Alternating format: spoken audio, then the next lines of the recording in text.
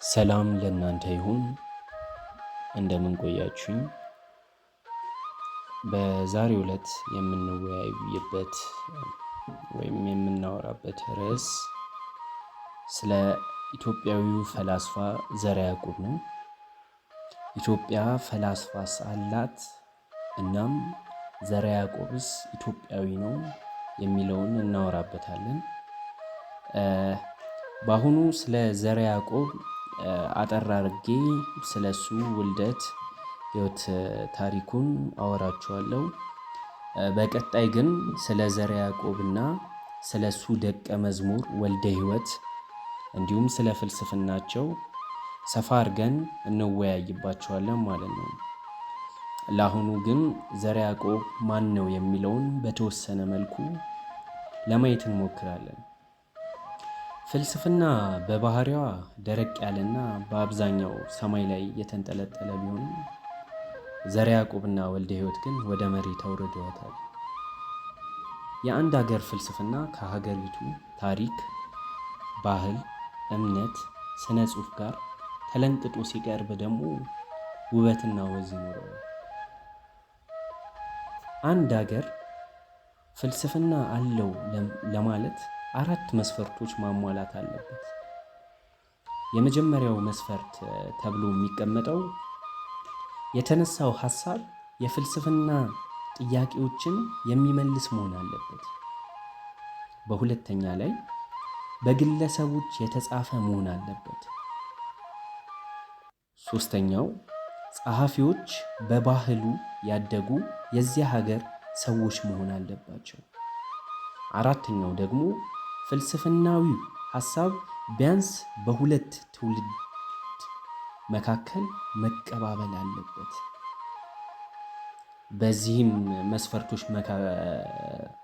መካከል ነው አንድ ሀገር ፍልስፍና አለው ለማለት የምንችለው እነዚህን 4 መስፈርቶች ሲያሟላ። በዚህ ጥብቅ ትርጉም መሰረት የ17ኛው ክፍለ ዘመን የዘርዓ ያዕቆብና የወልደ ሕይወት ፍልስፍና የኢትዮጵያ ፍልስፍና ብለን መጥራት እንችላለን። በጣም ብዙ ሰዎች አፄ ዘርዓ ያዕቆብ እና ፈላስፋው ዘርዓ ያዕቆብ አንድ አይነት ሰዎች ይመስሏቸዋል። ሆኖም ግን ሁለቱ ሰዎች በመካከላቸው የ200 ዓመታት ልዩነት አላቸው።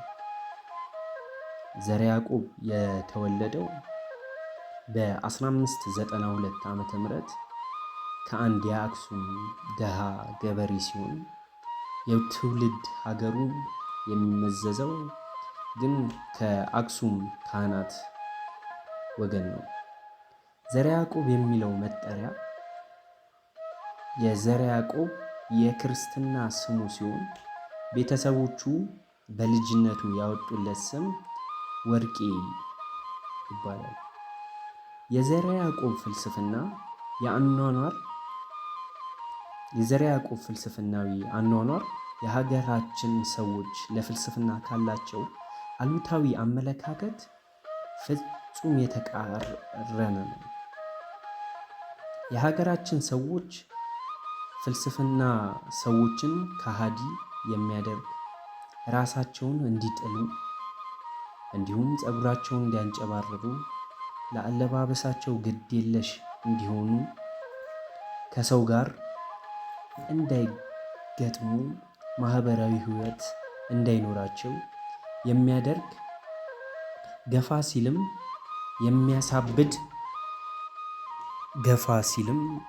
የሚያሳብድ ትምህርት ነው ብለው ያስባሉ። ይህንን አመለካከት ፉርሽ የሚያደርገው የመጀመሪያው ሰው ዘርዓ ያዕቆብ ነው። ዘርዓ ያዕቆብ በዓለማዊ ህይወቱ በጣም ሀብታም፣ በመንፈሳዊ ህይወቱ በጣም የሚተጋ፣ በማህበራዊ ህይወቱ ሚስት አግብቶ ልጆችና የልጅ ልጆች ያየ ሰው ነው። የሰው ልጅ ህይወቱን በብልጽግና፣ በደስታ፣ በምስጋና፣ በጠንካራ ማህበራዊ ህይወት ውስጥ መኖር አለበት ብሎ ያስባል። ይህንንም በተግባር በህይወቱ አሳይቶናል።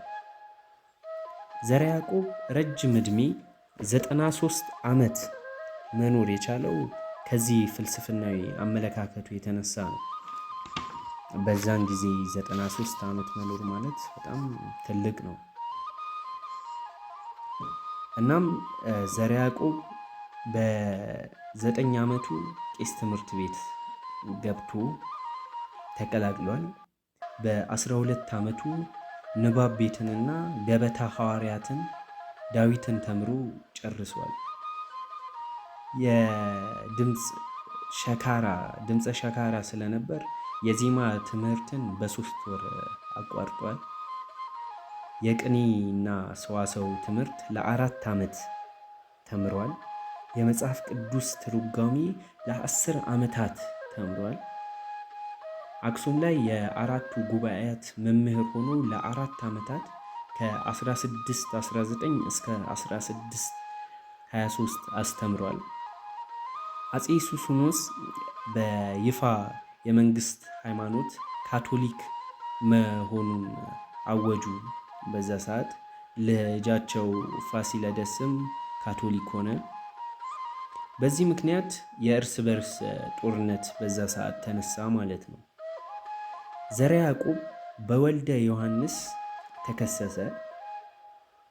ወልደ ዮሐንስ እና ወልደ ሕይወት እንዳይምታታባችሁ።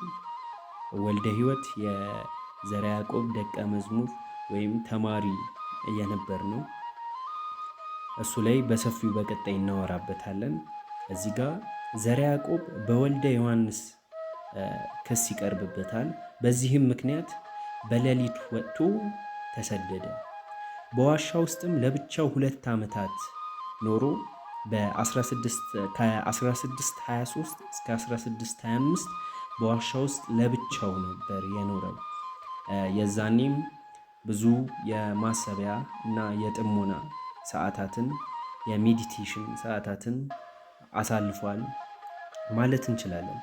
በ1625 አፄ ሱስንዮስ ሞቱ።